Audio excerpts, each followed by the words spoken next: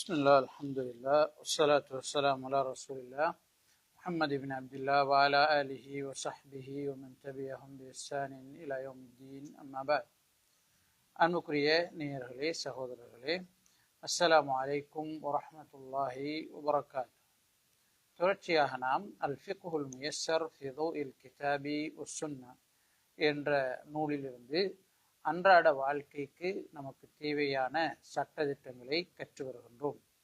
அந்த அடிப்படையிலே இன்றைய தினம் 8வது பாடம் 9வது பாடங்களை நாங்கள் படிக்க இருக்கின்றோம்.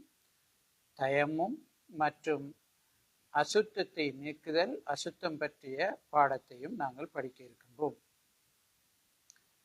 இஸ்லாமிய வழக்கிலே தயம்மும் என்பது அல்லாஹுவை வணங்குவதை நோக்கமாக கொண்டு இஸ்லாம் சொல்லியிருக்கின்ற முறையில் சுத்தமான மணலில் கையையும் முகத்தையும் தடவிக்கொள்வதையே நாங்கள் தயம்மும் என்று அழைக்கிறோம். தயம்மும் என்பது இஸ்லாம் நமக்கு வழங்கி இருக்கின்ற சலுகைகளில் ஒன்றாக இருக்கிறது. இந்த மார்க்கத்தினுடைய மிகச்சிறந்த தன்மைகளில் ஒன்றாகவும் மனித இயல்பூக்கத்திற்கு ஏற்ப, மனிதனுடைய தேவைக்கு ஏற்ப சட்டங்கள் விதியாக்கப்பட்டிருப்பதற்கான அடையாளங்களில் ஒன்றாகவும் இந்த தயம்மும் காணப்படுகின்றது. அல்லாஹு தஆலா அல் குர்ஆனிலே ஃபலம் தஜிது மாஅன் ஃபதயம்மமு ஸஈதன் தய்யிபா, நீங்கள் நீரை பெற்றுக்கொள்ளவில்லை என்றால் சுத்தமான மண்ணில் தயம்மும் செய்து கொள்ளுங்கள். ஃபம்ஸஹு பிவுஜூஹிக்கும் வஐதீக்கும் மின், அதிலிருந்து உங்களுடைய முகங்களையும் கரங்களையும் தடவிக்கொள்ளுங்கள். மா யுரீதுல்லாஹு லியஜஅல அலைக்கும் மின் ஹரஜ், அல்லாஹு தஆலா உங்களை கஷ்டப்படுத்த, உங்களுக்கு நெருடலை ஏற்படுத்த அல்லாஹு தஆலா நாடவில்லை. வலாக்கின் யுரீது லியுதஹிரக்கும், என்றாலும் அல்லாஹு தஆலா உங்களை சுத்தப்படுத்த நாடுகிறான்.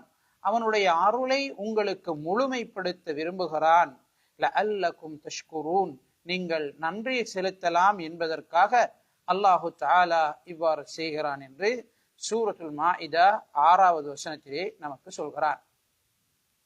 ரசூலுல்லாஹி ஸல்லல்லாஹு அலைஹி வஸல்லம் அவர்கள் சொன்னார்கள், உனக்கு 10 வருடங்கள் தான் நீர் கிடைக்கவில்லை என்றாலும் நல்ல சுத்தமான மணல் உன்னை தூய்மைப்படுத்தி கொள்ள உனக்கு போதுமானது.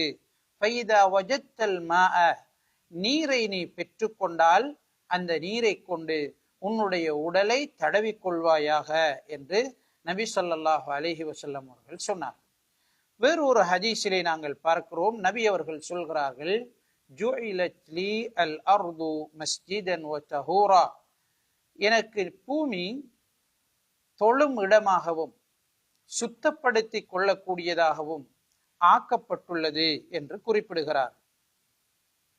எனவே ஒருவர் தண்ணீரை பெற்றுக்கொள்ளவில்லை என்றால், அல்லது தண்ணீர் இருந்தும் அதை பயன்படுத்த முடியவில்லை என்றால், கடுமையான குளிர், நோய், அது போன்று இந்த நீரை அருந்தினால் நமக்கு இந்த நீரை கொண்டு வுது செய்தால் நமக்கு நீர் அருந்துவதற்கு இல்லாமல் போகும் என்று சொல்லக்கூடிய அளவு நீர் பற்றாக்குறை போன்றவை ஏற்படுகின்ற நேரம் நாங்கள் வுதுவுக்கு பதிலாக தயம்மும் செய்து கொள்ள முடியும்.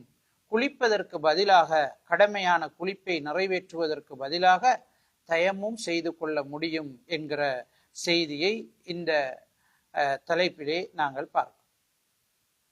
இந்த பாடத்திலே இருக்கக்கூடிய 2வது அலகு தயம்மும் செய்வதற்குரிய நிபந்தனைகள் பற்றியது.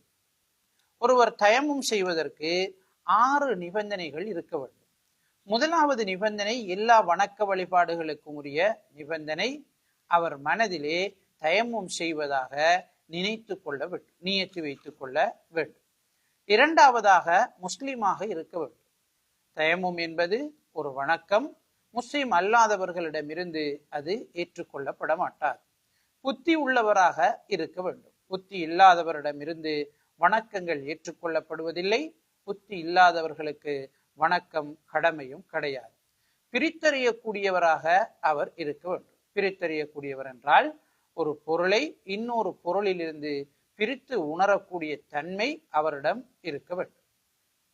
இது உணவு, இது பேனை, இது பென்சில், இது கைக்கடிகாரம் என்று பிரித்துணரக்கூடிய தன்மை உள்ளவராக அவர் இருக்க வேண்டும். மூன்றாவதாக நீர் இல்லாது போக வேண்டும் அல்லது நீரை பயன்படுத்த முடியாத நிலை உருவாக வேண்டும்.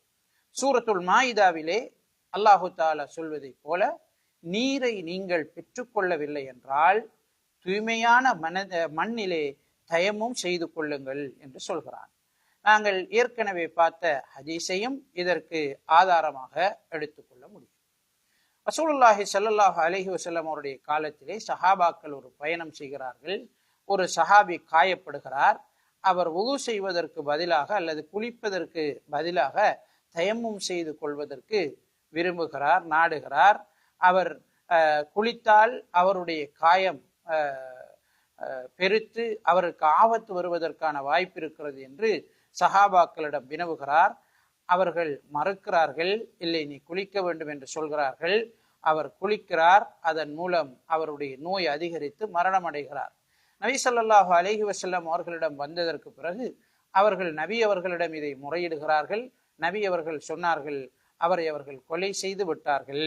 அவர்கள் கேட்டிருக்க கூடாதா?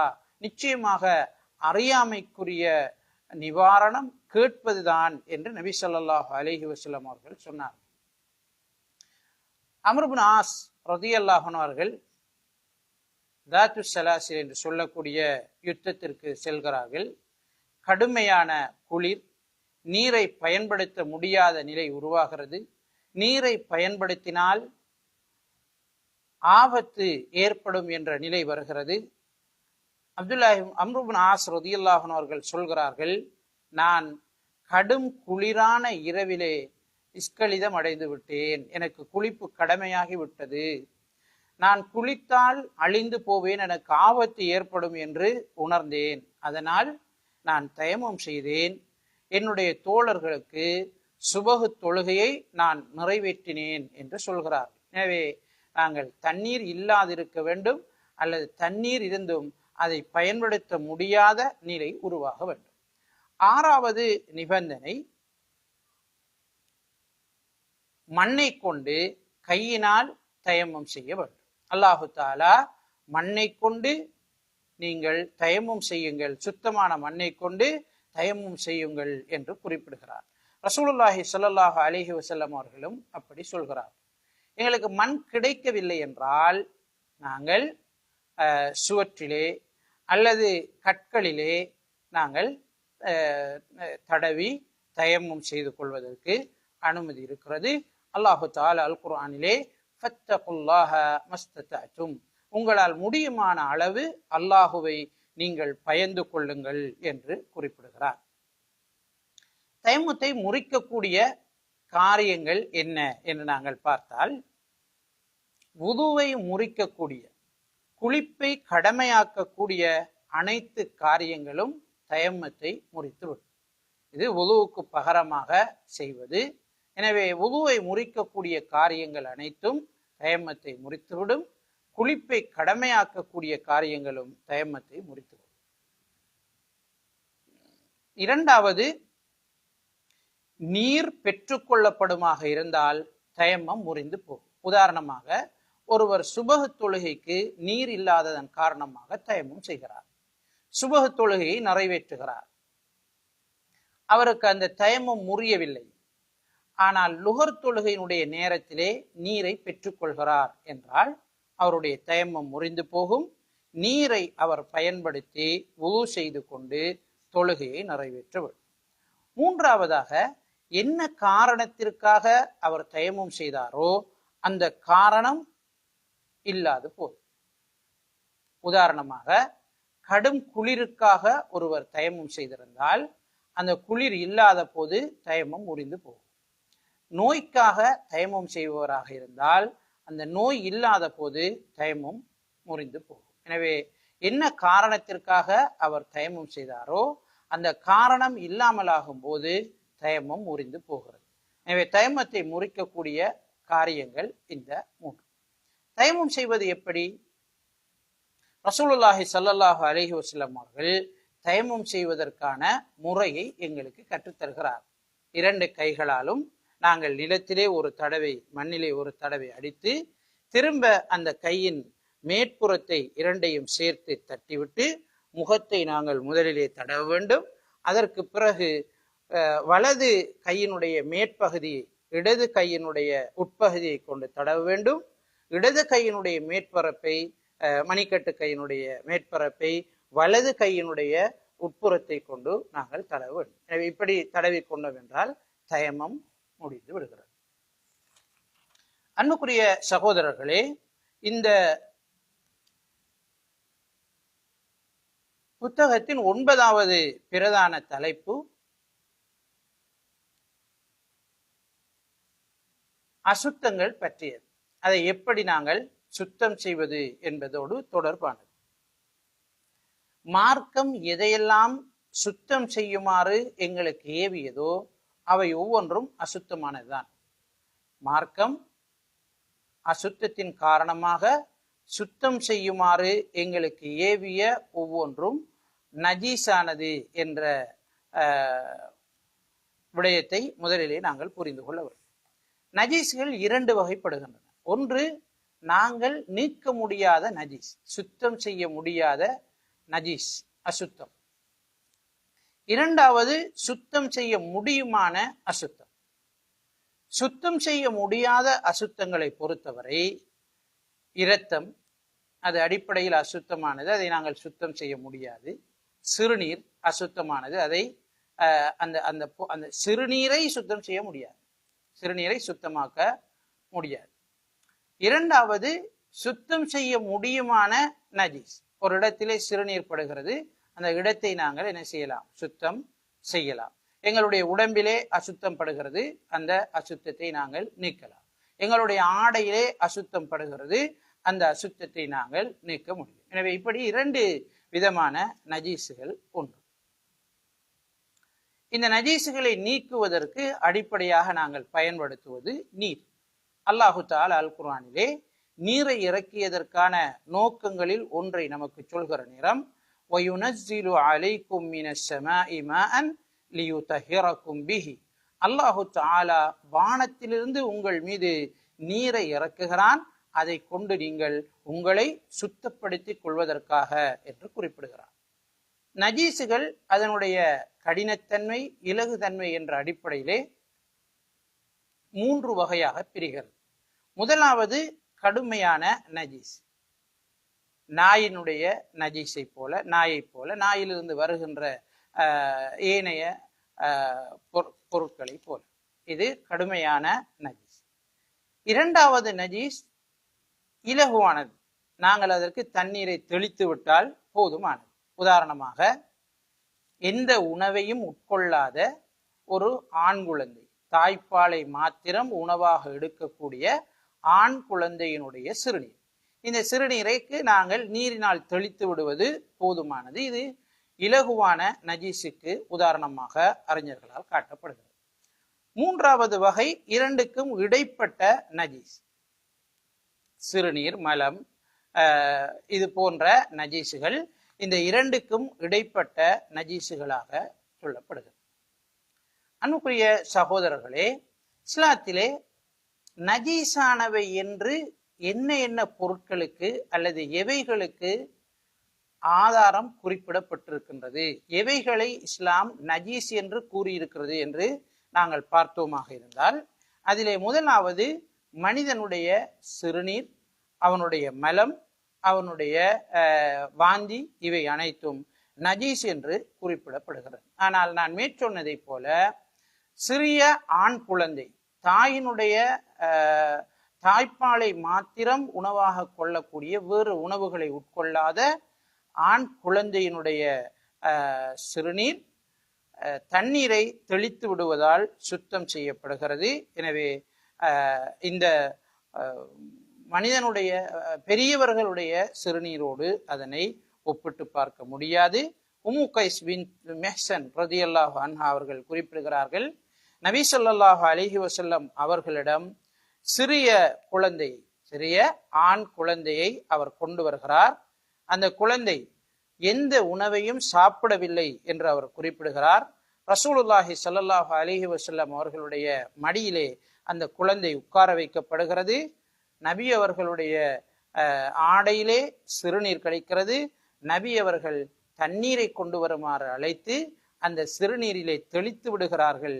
அந்த ஆடையை கழுவவில்லை என்று உம்மு கைஸ் ரலியல்லாஹு அன்ஹா அவர்கள் குறிப்பிடுகிறார். ஆனால் பெண் பிள்ளையினுடைய சிறுநீரை பொறுத்தவரை பெரியவர்களுடைய சிறுநீரை போன்றது, அது கழுகப்பட வேண்டும், நஜீஸ் என்பதை ஹதீஸ்கள் நமக்கு சொல்கிறது.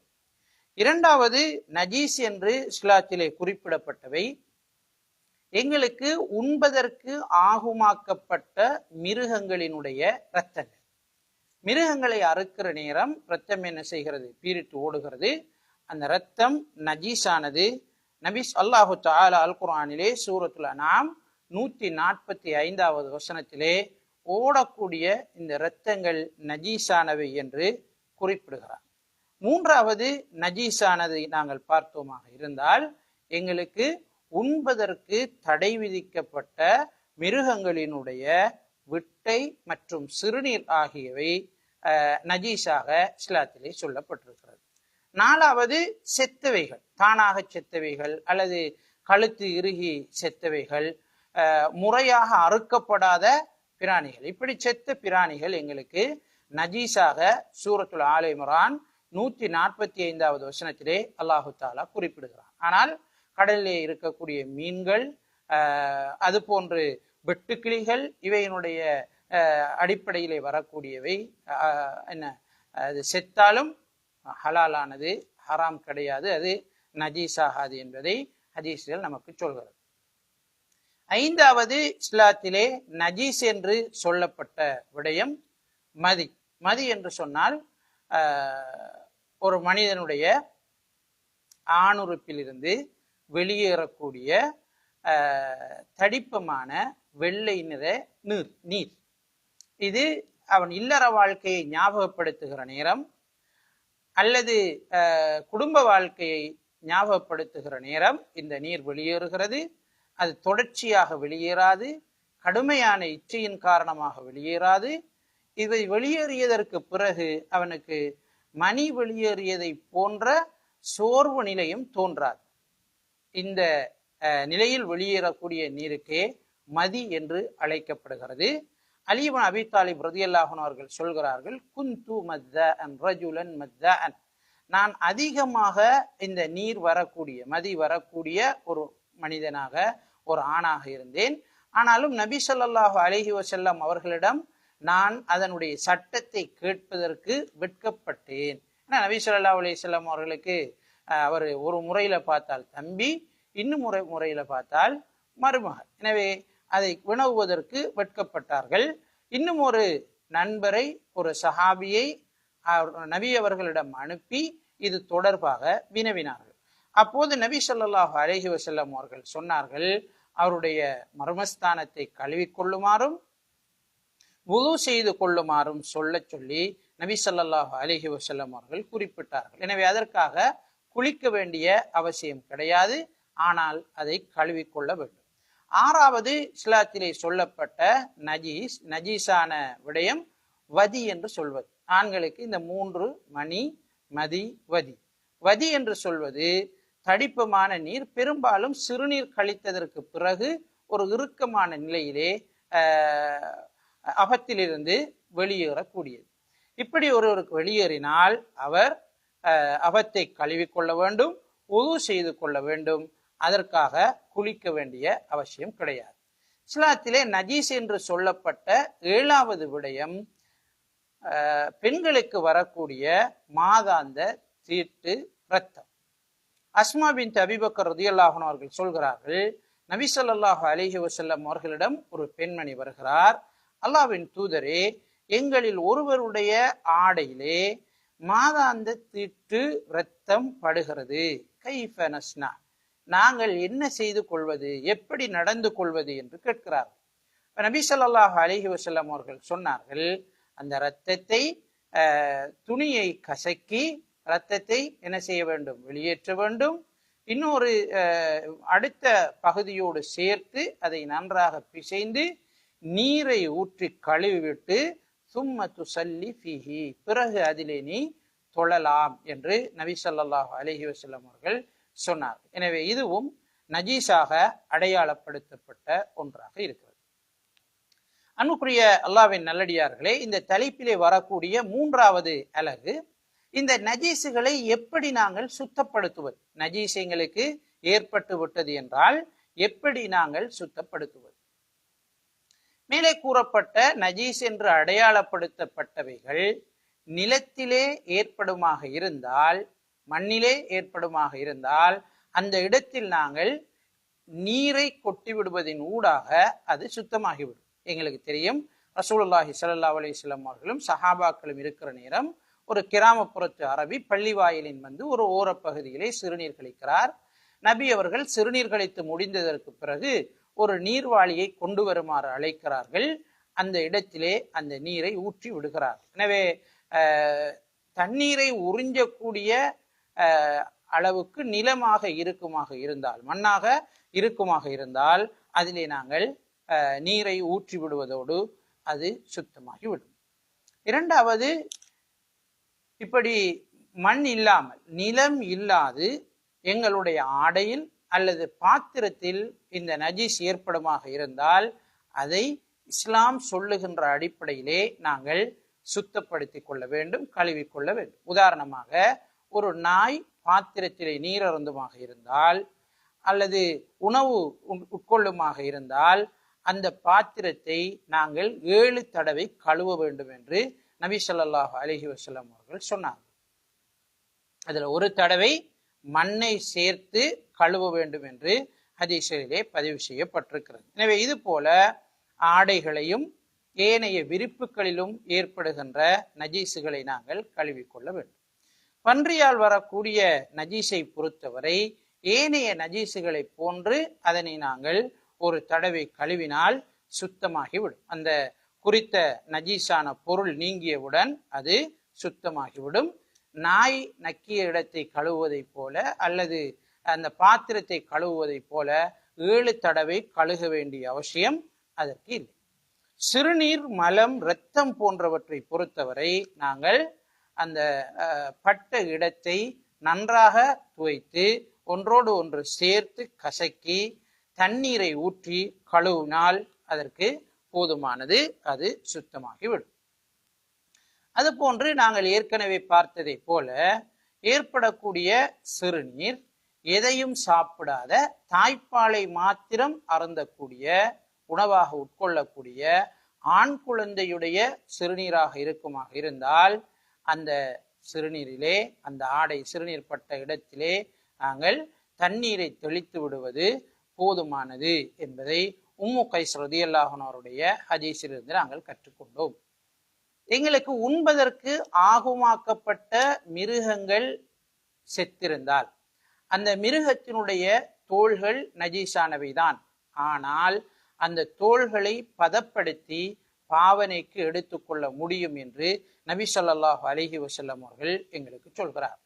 அதுபோன்று ஹைது இரத்தத்தை பொறுத்தவரை அதை நாங்கள் முறையாக கழுவிக்கொண்டால், நீரை ஊற்றி கழுவிக்கொண்டால் அது சுத்தமாகிவிடும் என்பது நபி ஸல்லல்லாஹு அலைஹி வஸல்லம் அவர்கள் ஏற்கனவே நமக்கு சொன்ன ஹதீஸுகளிலிருந்து புலப்படுகின்றது.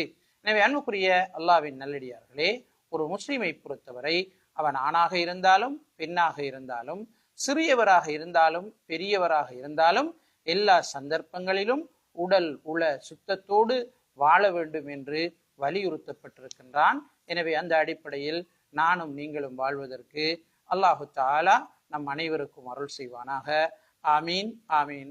வஆஹிரு தஅவானா அனில் ஹம்துலில்லாஹி ரப்பில் ஆலமீன். அஸ்ஸலாமு அலைக்கும் வரஹ்மத்துல்லாஹி வபரகாத்துஹு.